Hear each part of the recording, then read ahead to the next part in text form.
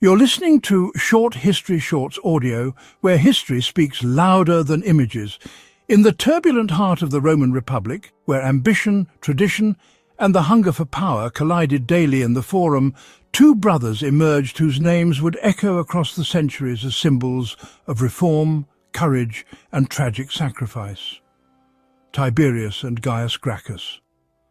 Born into the prestigious Sempronia gens, their father, Tiberius Sempronius Gracchus the Elder, was a respected general and statesman, while their mother, Cornelia Africana, was the daughter of none other than Scipio Africanus, the hero of the Second Punic War. This heritage gave them a unique combination of political pedigree and the moral gravitas that came from being associated with Rome's most celebrated military saviour.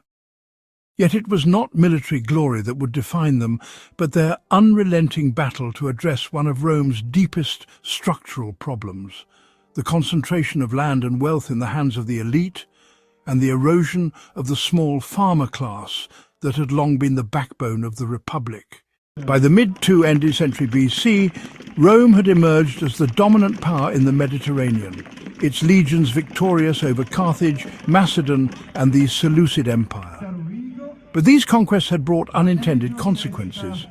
Vast territories were annexed, streams of slaves poured into Italy, and massive estates known as latifundia began to dominate the countryside, owned by the senatorial elite and worked by cheap slave labour. This expansion of the latifundia system displaced countless Roman citizens, small farmers who had once tilled their ancestral plots but now found themselves unable to compete with the production power of these wealthy estates. Many migrated to Rome in search of work, swelling the ranks of the urban poor, while the Senate remained unmoved, benefiting directly from this transformation.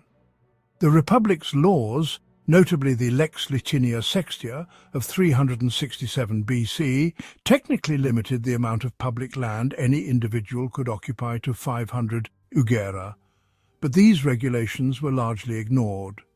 The result was a society where the rich became richer, the poor became more desperate, and the army, traditionally composed of property-owning citizens, faced a shrinking pool of recruits. Into this environment stepped Tiberius Sempronius Gracchus, elected tribune of the plebs in 133 BC. As tribune, he had the unique power to propose legislation directly to the people and to veto actions of the Senate.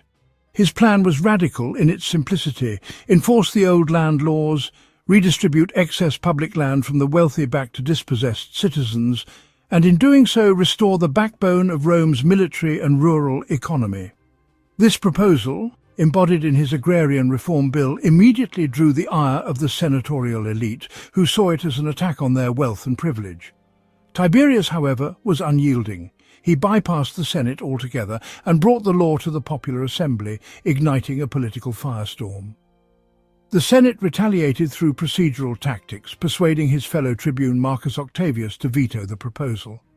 But Tiberius, in a move unprecedented in Roman politics, called for Octavius to be removed from office by a vote of the assembly, something technically legal but deeply shocking to Rome's political sensibilities. His land reform passed, and a commission was established to oversee redistribution, with Tiberius, his younger brother Gaius, and their father-in-law Appius Claudius Pulcher at its head. Yet Tiberius's boldness had made him powerful enemies. When he sought re-election to the tribunate, a move likely intended to protect himself from prosecution, the Senate viewed it as an attempt at tyranny. On the day of the vote, violence erupted. Led by the Pontifex Maximus Scipio Nasica, senators and their armed supporters attacked Tiberius and his followers. In the chaos, Tiberius was clubbed to death, his body thrown into the Tiber without ceremony. His death marked one of the first major political assassinations in Roman history, setting a dangerous precedent for the Republic. The Reform Commission continued its work, but without Tiberius's leadership, it faltered under constant senatorial resistance. Nearly a decade later, in 123 BC, Gaius Sempronius Gracchus, now in his late 20s, stepped onto the political stage, determined to carry forward his brother's vision, but also to expand it. More politically astute and charismatic than Tiberius, Gaius broadened the scope of reform, appealing not only to the poor but also to the equestrian class, Rome's wealthy non-senatorial elite, thereby forging a broader coalition. As tribune, Gaius introduced a sweeping legislative program. He revived and reinforced his brother's land reform, established colonies for resettlement, and instituted the grain law, which sold grain to citizens at a subsidized price, a measure both humanitarian and politically brilliant. He restructured the judicial system by transferring the control of courts dealing with corruption in the provinces from senators to equestrians, directly curbing senatorial abuses of power. Gaius also sought to integrate Rome's Italian allies more fully into the Republic, proposing to extend citizenship or at least greater legal rights to them, a move that threatened the political dominance of the Roman citizen elite and provoked a sharp backlash.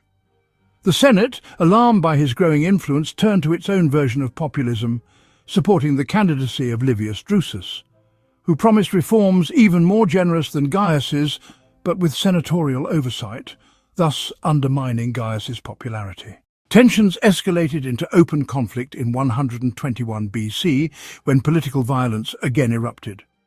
The Senate issued the Senatus Consultum Ultimum, an emergency decree granting consuls sweeping powers to protect the state. In the ensuing clash on the Aventine Hill, Gaius, facing inevitable defeat, took his own life, or was killed by a loyal slave to avoid capture. His supporters were massacred, their bodies thrown into the river like his brothers years before. The Gracchus' legacy was complex.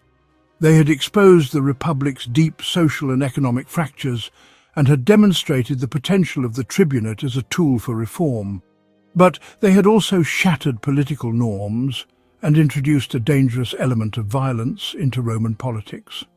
Their deaths foreshadowed the escalating cycle of bloodshed and civil war that would eventually destroy the Republic. Yet, their vision of addressing economic inequality and empowering the disenfranchised left an enduring mark, inspiring later leaders and reformers even as the senatorial elite worked to reverse their measures. Cornelia, their mother, preserved their memory, refusing to remarry and dedicating herself to her children's legacy, famously declaring that they were her greatest jewels. In the end, the Gracchi were neither mere idealists nor simple opportunists. They were pragmatic reformers, products of their time, and victims of a political system increasingly unable to adapt to the realities of empire. Their story is a cautionary tale of what happens when entrenched privilege resists meaningful change, and when political power becomes a battlefield where persuasion gives way to force. Through their courage and their ultimate sacrifice, Tiberius and Gaius Gracchus became martyrs for the cause of the people, their names etched forever into the annals of Roman history as the brothers who dared to challenge the might of the Senate in the name of justice.